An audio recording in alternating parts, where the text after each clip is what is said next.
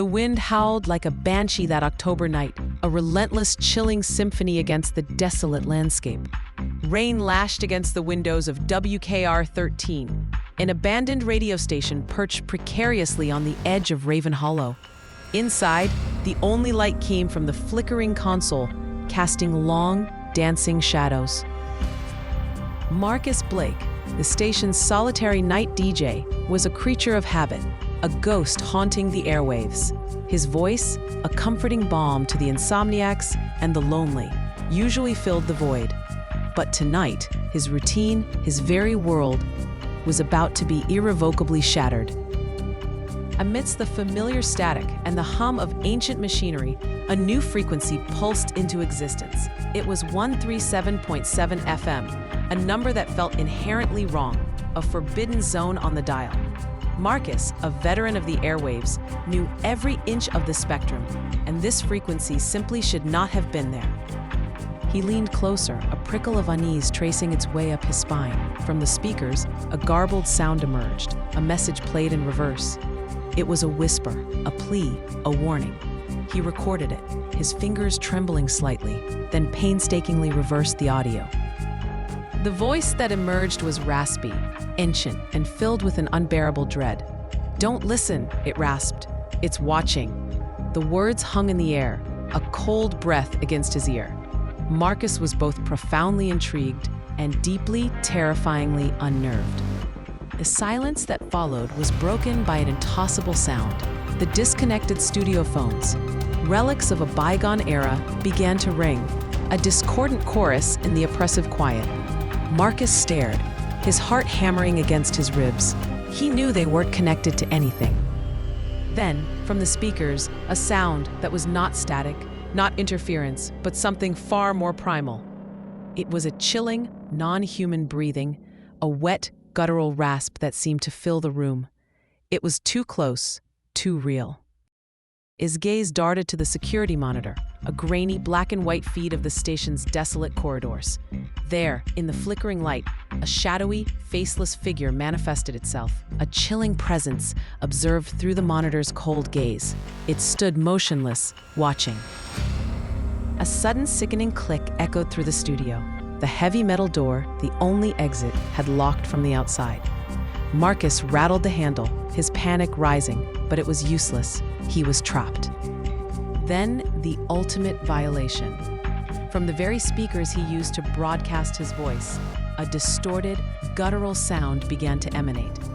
It was his own voice, twisted and broken, screaming for help. It was a sound of pure agony, a chilling testament to possession, a desperate cry from a soul already lost. Desperate, Marcus stumbled through the studio, his eyes scanning for answers, for an escape. His hand brushed against an old, leather-bound logbook, tucked away beneath a stack of forgotten records. He pulled it out, dust motes dancing in the console's glow. The entry was dated 1972. The ink faded, but the words stark. It spoke of 137.7 FM, not as a frequency, but as a door. A door to what, it did not say. But the implication was a cold dread. The warning was clear, etched into the brittle page. Once heard, it hears you. As he read the final words, the studio's power flickered, then died completely. Darkness enveloped him, thick and suffocating. A moment later, the monitors sputtered back to life, but they no longer showed the empty corridors. Instead, a horrifying chorus of pale, eyeless faces filled every screen. They were gaunt, their mouths open in silent screams, their empty sockets staring into nothingness.